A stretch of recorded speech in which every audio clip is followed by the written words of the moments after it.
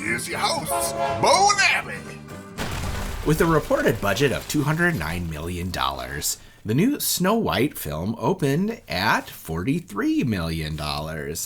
It's not off to a great start. The B-plus cinema score means it probably won't make its money back. Traditionally, movies in the A range have enough good word of mouth for a movie to have legs. So why in the world was it $209 million? Well, I think they shot it a couple times. Okay. Yeah. Spoiler for my personal opinion, as a movie, I liked the movie. However, it does feel like it's maybe 1, 2, maybe 3 movies pushed together.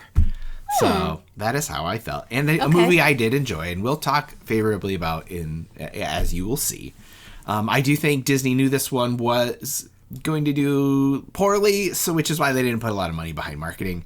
Currently sits at 43% on Rotten Tomatoes, with the popcorn meter only at 74%. I disagree with all of that. I think it was great. No spoilers. Can you tell us what the story is about? Well, okay. We're pretending like people don't know Snow White. Yep.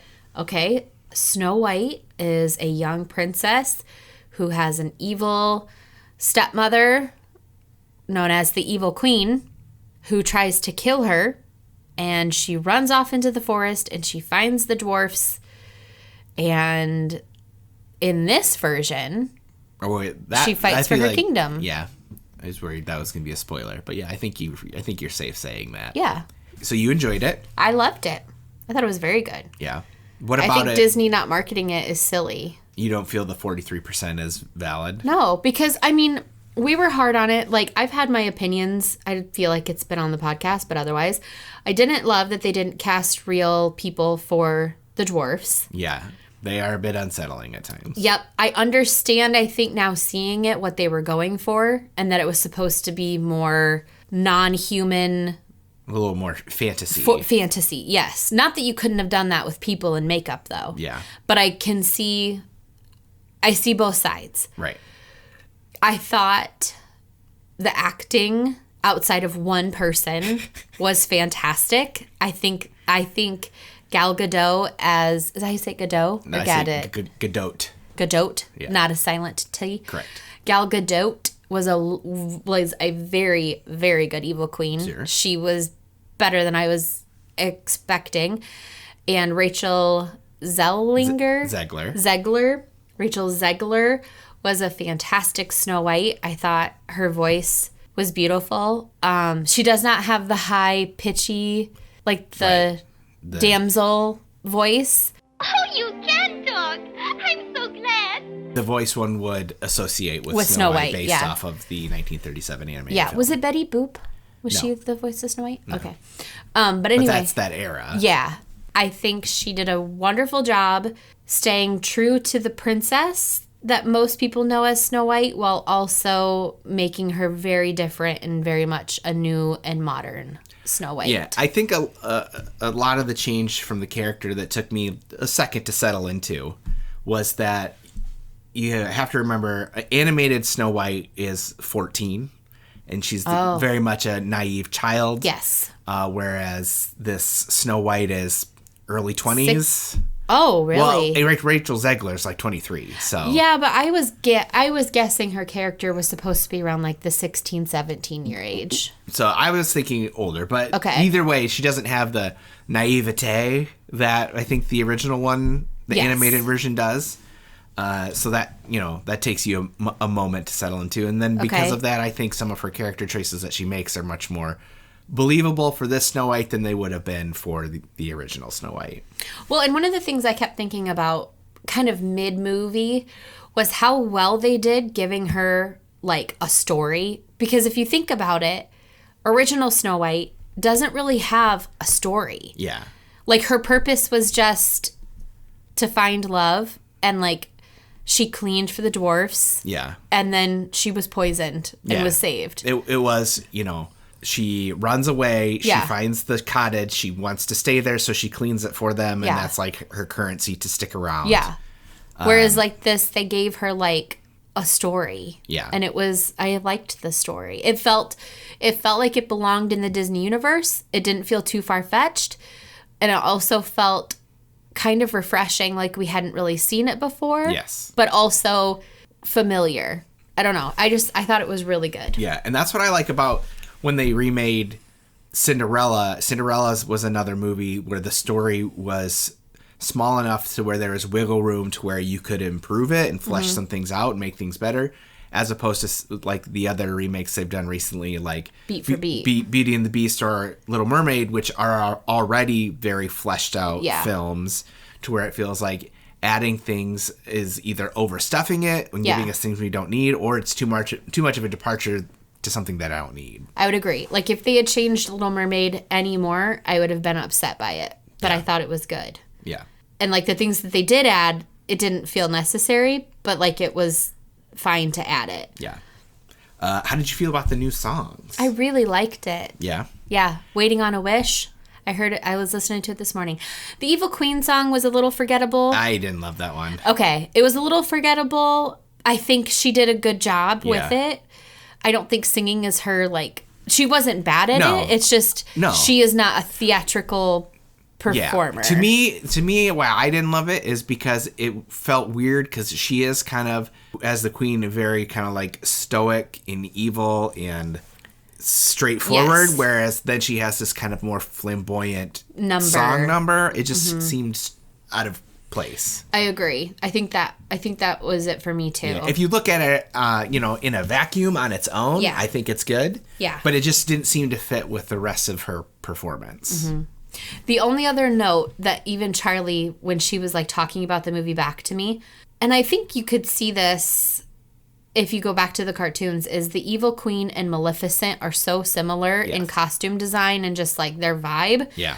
That Charlie kept waiting for her to turn into a dragon. Oh, sure. And I was like, oh, that's a different one. Yeah. But I could see how, Yeah. We talked about the songwriters in the game. What I didn't realize when we recorded that is Pasek and Paul, who did the new songs, also did music and lyrics for Dear Evan Hansen, as well as La La Land, The Greatest Showman, and they wrote Get Back Up Again from Trolls. Aww. So that's the I wheelhouse would say you're in. Waiting on a Wish was very good. Yeah. I don't know that I'd put it at the level, like, I would say Get Back Up Again's catchier and Sure. better. Well, it's poppier. Yeah. I did really like it, though. One song they eliminated, I was surprised by, because it's like Snow White's song. The Wishing Well, and then at the end of the movie, the Someday My Prince Will Come, like, they didn't sing those. Yeah, well, there's no prince in this one. And there is not. Do you want to get in? Let's get into spoilers now that I said that. Sure. No prince in this one. No. I kept waiting for the Spaceballs twist. Which you taught me. Your father was a king. Your mother was a queen, which makes you a certified prince. Hey, I'm a prince. I'm a prince. I did too. I was assuming that Jonathan, who is a boy that Snow meets at the castle in the beginning, is just a thief, and that he's not a prince, and he is definitely not charming. Yeah. I think he and the bandits were part of a different movie. And then there was some online backlash to there not being dwarfs, and then they put dwarfs in the movie. And then we get this kind of mishmash of dwarfs and a bandit. Wait, what? Say that again. So the first controversy, the first of You many don't think they were in it at all? The first controversy for this film came when it was a set photo came out of Snow White with the bandits, and there are 7 bandits, and people were upset why they're not dwarfs. Because then it was like Snow White meets these bandits in the woods that help her on her journey. No dwarfs. People are upset. Then we get a photo eventually of Snow White and the new dwarves, and these new dwarves don't look great, as if they were a little bit rushed.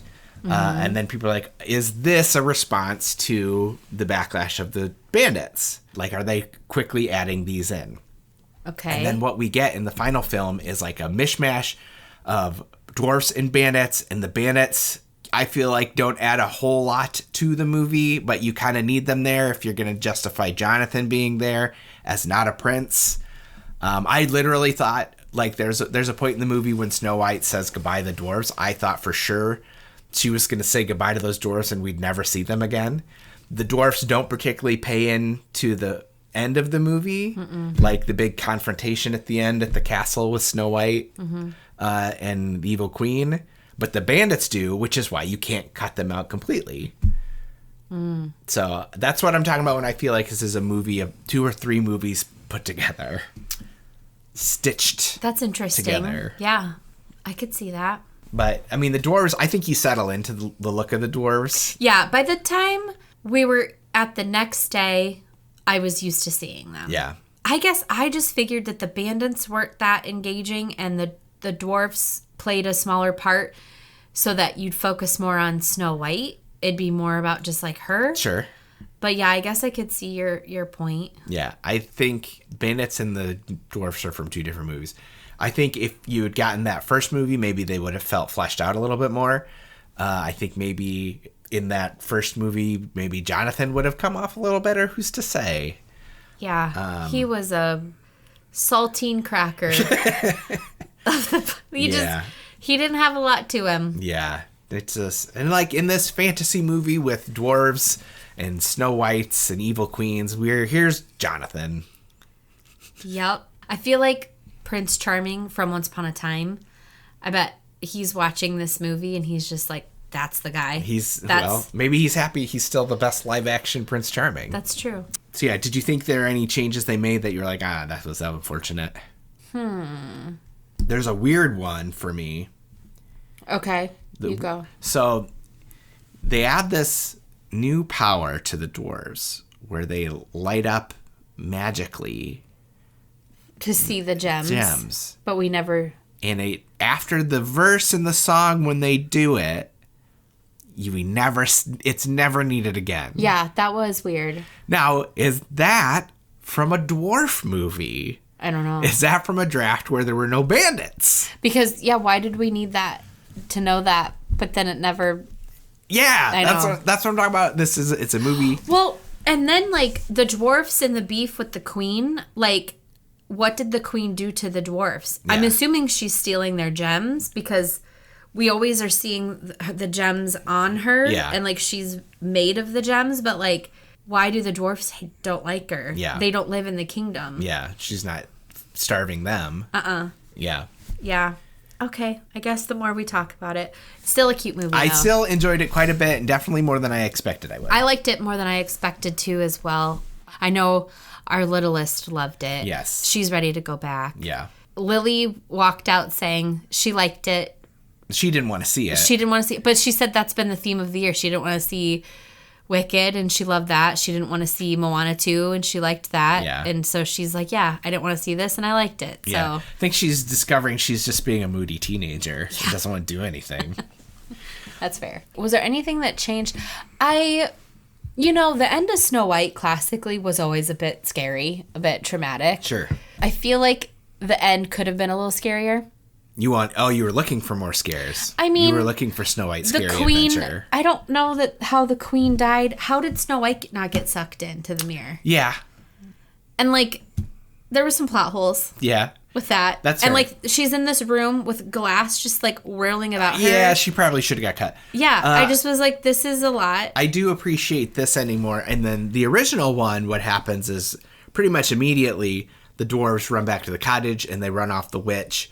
And she tries to roll a boulder on top of them, but then lightning randomly strikes and breaks the mountain she's standing on, and then she falls to her death. Yes. So I do like that they, gave it more of a triumphant moment for Snow White to be the end of the queen. I agree. Yeah. I like that they put Jonathan in jail in the dungeon, because that's something they wanted to do for the original movie, but didn't get to for various reasons. Put the prince? In the 37 version... the queen was going to put the prince in the dungeon, but they just didn't do it. I don't know if they ran out of time for budget reasons, because I know that movie was expensive for the time. Yeah. Also, I think they were having a tough time animating, like, humans, because in their wheelhouse at the time, they were much more into animating things like the dwarves. All right, so I think to wrap this up, what do you say? Is this a ticket or skip it? Do you buy a movie ticket? Yes, I think movies really need... Here, support your theater. Hold up. I'm going to get my soapbox out. Okay. I'm on my soapbox. I think movies really need it. I think this is a controversial movie in the sense that people think it's like this left extreme version of Snow White, which really is absolute bull. Gosh. And I feel like we need to vote with our money and show Disney that we approve and support a princess who can be like a strong, independent princess and not someone who just needs rescued. And it was cute and it was good. And I cried. It was empowering. It felt good. Our little kids liked it. There was people of all ages there. I liked going, and it was like predominantly female in the crowd. I don't know if you picked up on that. I would have assumed so. But like there were like women in their, I would guess like 70s there with their little kitty combos, which I always think is adorable. And I just, go see it. It was fun. You won't. I don't think you'll regret it. There you go. The official rating is ticket. Ticket. You agree? Yeah, I think so. But you can get cute merch too. We'll insert a picture of the cup. Yeah. For the YouTube people. Yeah, That's they bought so a cup at the movie cute. theater. I was influenced. Before you'd even seen the movie. I didn't care. It was so cute. Yeah. You'll see why. It's got an apple with a bite out of it.